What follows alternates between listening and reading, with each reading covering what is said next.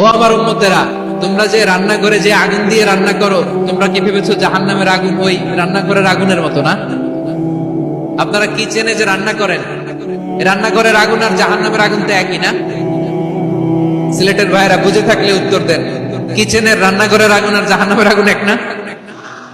একরকম?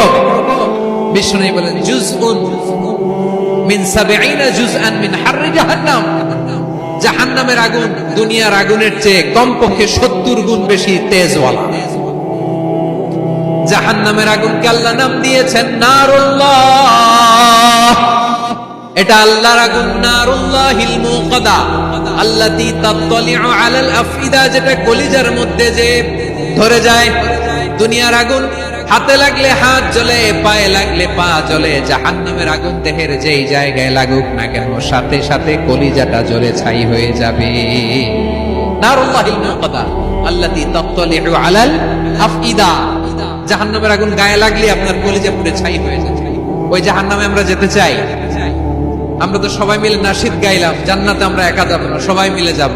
ওই জাহান্নাম থেকেও সবাই মিলে বাঁচার দরকার আছে না নাই?